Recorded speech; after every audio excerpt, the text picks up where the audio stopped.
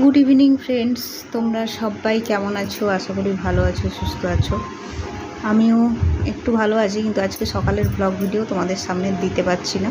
কারণ সকালটায় শরীরটা খুব একটা ভালো লাগছিল না, তো বিকেলবেলা একটু শুয়েছিলাম দুপুরবেলায়। তারপরে উঠে যে একটু সুজি করলাম, দিয়ে দুজন মিলে খেলাম। সে স্কুল থেকে আজকে এলো, আজকে যেহেতু শনিবার হাফ ছুটি। আর তারপরে খাওয়া দাওয়া করে এই যে বিছানাপত্রগুলো একটু ভাবছি ঝাড়াঝাড়ি করি, কারণ শুয়েছিলাম, বিছানাটা একটু না ঝাড়লে হবে না।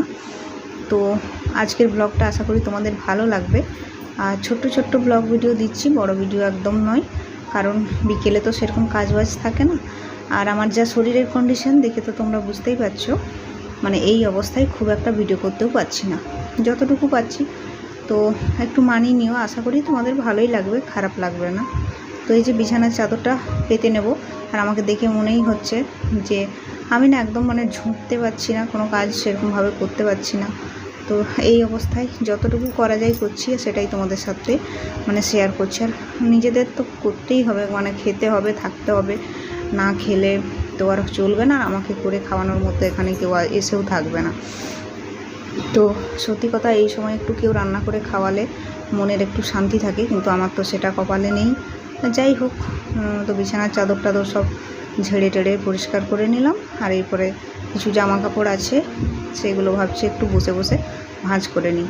আর ওইটুকু কাজ করতে না আমি পুরো ঘেমে গেলাম, জানো তো, মানে একটু সেই হাঁস ব্যাপারটা চলে এসছে।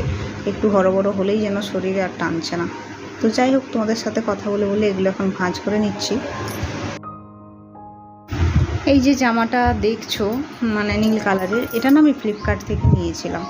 তো ভাবলাম এটা ঢিলা ঢালা হবে, প্রেগনেন্সির সময় পরতে খুব সুবিধা হবে, কিন্তু পরে নিতে না পুরো গায়ে বসে যাচ্ছে, মানে আনকমফোর্টেবল ফিল হচ্ছে কোথাও বেরোলে। তো ভাবলাম বাদ যে এগুলো সে পরেই পরা যাবে। আর হচ্ছে এখন তো পুরো ঢলা ঢালা প্যান্ট ছাড়াও মানে পরা যাচ্ছে না। আর ওই যে আরেকটা ড্রেস দেখছো, সেটা বেগুনি কালারের, মানে পার্পেল কালার বলতে পারো, এখানে কালারটা লাইটের জন্য দেখাচ্ছে নীল। তো ওইটা কিন্তু খুব সুন্দরভাবে মানে ফিট করছে, একদম ঢিলা ঢালা, বেশ সুন্দর একদম। ফিটিংস তো করতে লাগেনি, অল্প একটু উপরটা ফিটিংস করেছি, আর কোনোরকম কোনো ফিটিংস করতে লাগেনি। তো খুব সুন্দর হয়েছে ড্রেসটা। আর একটা রেড কালারের ড্রেস আছে, সেটাও এরকমই। তো তারপরে চলে এলাম ঘরটা, ভাবছি একটু ঝাঁট দিয়ে নিই, আর তারপরে হচ্ছে ঠাকুরকে ধূপ টুপ দেবো। আর এখন বাজে ঘড়ির কাটায় ওই 6:30 মতো। তো সব দিন সকালের ভিডিও তোমরা দেখো, মানে একদম ঘুম থেকে উঠেই কি করছি না করছি, কি রান্না বান্না করছি। আজকে ভাবলাম একটু অন্যরকম ভিডিওটা দিই। আর এখন একটু খুব প্রেশারের মধ্যে দিয়ে যাচ্ছে, কারণ রুমটা আমরা চেঞ্জ করছি। তো জিনিসপত্র সরানো, মানে ওগুলো তোমাদেরকে না দেখানো যাবে না, মানে দেখানো যাচ্ছেও না। তো দেখানো গেলে অবশ্যই দেখাতাম। তো তোমরা একটু প্লিজ মানিয়ে নিও, মানে আমার ভিডিওগুলোতে খুব ভালো কি বলবো, ভিডিও হয়তো আমি করতে পারছি না এই সময়। তো এই যে ঘরটা ঝাঁট দিয়ে নিচ্ছি, আর এই সময় ঝুঁকে ঝুঁকে মানে কাজ করতেও আমার প্রচণ্ড কষ্ট হচ্ছে। মানে ঝাঁটাতেও যেন মনে হয় একটু বেশি ঝোঁকা হয়ে পড়ছে, আর না ঝুঁকে কাজ করলেও হবে না, জানো তো। আর আমার হাজব্যান্ড ছেলে মানুষ কত করবে বলো তো, মানে হয়তো বাসন টাসন ধুয়ে দিল, বাজার টাজার করা, নিজে সারাদিন স্কুলে যাচ্ছে, এসে ওরও তো একটু রেস্ট লাগবে। সারাদিন সে বাচ্চাদের পেছনে মানে বক বক করা, সারাদিনে রেস্ট পাচ্ছে না। তো যাই হোক, কিছু করার নেই, মানিয়ে গুছিয়ে চলতে হচ্ছে। আর এইরকম সিচুয়েশানে একটু মানে প্রত্যেকটা মানুষই চাই পাশে কেউ একজন থাকলে সুবিধা, কিন্তু আমার সেটা হয়নি আর হবেও না।